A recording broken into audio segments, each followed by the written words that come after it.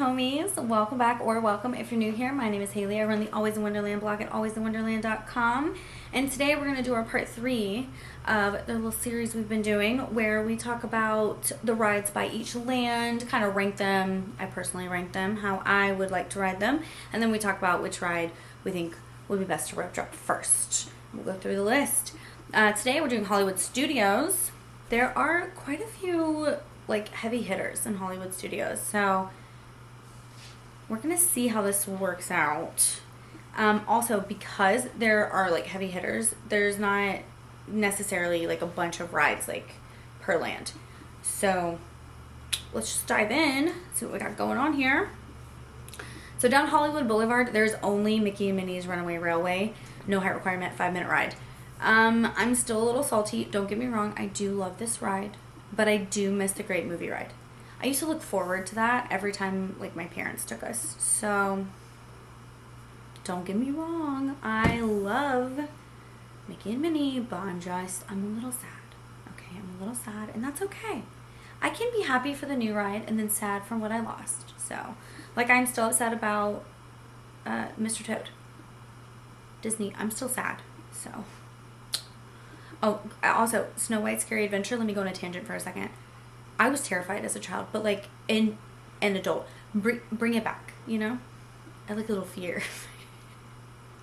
Then over in Echo Lake, tangent over, Echo Lake, we have the Star Tours, The Adventure Continues, 40-inch height requirement. It's about a 5-minute ride. This ride's cute. It's a simulator, not everyone's stomach can handle it, but, you know, if you're not motion sick, you don't have to deal with motion sickness, you're fine. My mother cannot ride it. And my father has gotten to the point where he just doesn't like the screens and motion. So, you know, it's a fine ride. You go through the stories, you get a different Star Wars homie to hang out with, you know, you get a different storyline essentially. So it's fun. You just have to make sure that you can handle the screens. Toy Story Land. I love this land, but why don't we have shade? Can we get some more shade, Disney? Could you pop some umbrellas real high and big or something, please? It's just hot, you know? Toy Story Mania, no height requirement, 5-minute ride. Yeah. Come on, I want to battle it out. I'm always upset when I don't win. I try my best, you know? If I don't win, I always, you know, tell my other half that I need a sweet little treat because I didn't win. And I'll tell them the same thing even if I did win. I'm I won, I need a sweet little treat. I'll go get myself a one of those Pop-Tart things from Woody's Lunchbox. Have you had one of those? Oof. I'm hungry, so that's why I'm bringing up food. Alien Swirling Saucers, no height requirement, but children under 7 have to be accompanied by an adult, and it's a 3-minute ride. I like it whipped around. It's a fun time. I mean, it's almost like teacups, but not, you know? You're not spinning in circles like this, but you're in a big circle, and you're getting whipped back and forth, so it's fun. And then Slinky Dog Dash, 38-inch height requirement, 2-minute ride. I love this ride. It's like a starter coaster. It's cutesy. I really think that while I don't want to be stuck in the queue for long periods of time, the queue is very cute. So, in for tippy tappies. And then let's see. So in Toy Story Land, I have to go Toy Story Mania, then Slinky, and then Alien Swirling Saucers. Just personal opinion. I'd rather play the game than ride the roller coaster. I'm competitive, okay? Not in everything. Just certain things. But as far as rope dropping, I would definitely do Slinky Toy Story Mania and then Swirling Saucers for sure. Because Slinky Dog, man, that ride is so popular, it just stays busy all the time. Alright, Sunset Boulevard, you guys. Twilight Zone Tower of Terror, 40-inch height requirement, and a 3-minute ride. Who doesn't want to load in a spooky elevator and be dropped multiple times and raised back and then dropped again? I may be a little biased. This is my favorite ride in Walt Disney World.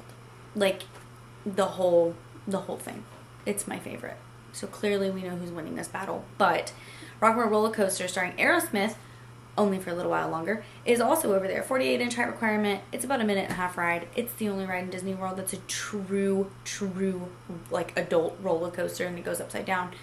I love Aerosmith, okay? My parents raised me on that. My parents are, like, 80s rockers, you know? So, yeah, I love this ride. It's very nostalgic. It's, like, my dad's favorite ride there. He was so excited to ride it every time we went, so I have a soft spot for it. I'm glad that they're not taking it out, obviously, but I mean, I love Muppets. Like, let's retheme. That's okay, because you know, you come to the realization that, you know, of an 8-year-old, truly, most of them have no idea who Aerosmith is. I get it. You gotta move with the times. Gotta move along, you know. Okay. Star Wars Galaxy's Edge. There's Millennium Falcon Smuggler's Run, 38-inch height requirement, 4.5 minutes, where you try to pilot your way to success, and I'm not good at it. I'm not. It's not a strong suit of mine. Hondo be upset. I be wrecking that ship into everything. And then Star Wars Rise of the Resistance, 40-inch height requirement, 18-minute ride. Phenomenal. It really, truly is. You don't even have to be a Star Wars fan to, like, appreciate this ride. The immersion alone, it's great. It's great. You have to just, you can explain the ride to somebody, and when you explain it, it just sounds like, oh, okay. You move through a couple of rooms, it's themed out, you get on this thing, you're trying to escape. Like, it just, no. Ride the ride. It really is phenomenal. It's worth the wait. I just hate that it likes to go down all the time, but it's worth the wait. Out of these two, obviously, Rise of the Resistance is what I will be picking. Millennium Falcon Smuggler's Run. Well, it's not a bad ride, and it's fun to do with family. It's just not one of my favorite things. So, also, if you had a rope drop, I would literally do just that. Rise of the Resistance and then worry about Millennium Falcon. Also, I don't know if it was clear when I said my favorite ride out of Walt Disney World, but I didn't preface. I will always rope drop Tower of Terror over anything else. So, yeah. Alright, that got us through every single land. So, let me pick my top 3 here. Do we know what number 1 is, friends? Tower of Terror. Number 2, Rise of the Resistance. Yeah, I mean, who didn't see that coming, right? And I think for number 3, I think I am going to put Rock and Roll Roller Coaster as my number 3. I was going to do rope dropping, obviously. We're going Tower first, and then we're going to go over and ride Rock and Roll, and then we're going to go to Resistance. I feel like most people go straight for Resistance. Sorry, Rise of the Resistance. I'm cutting the names down. But yeah, I think I'm solid on that. I think after you get done doing Rise of the Resistance, though, if you're already over there, buy yourself a breakfast Ronto wrap, because those things are delicious, and really just hang out in the land, get on Smuggler's Run, and just have, like, the best time, and then worry about trying to get on the rest of the big rides later. Toy Story Land is pretty close by, so essentially you could rope drop Rise of the Resistance and then hightail it over to Slinky, but I still feel like it would be pretty crowded anyway already. So that's my picks, friends. As always, let me know down in the comments what your favorites were. I always want to know, because I love everybody's differing opinion. It gives us something to, talk about, get to know each other.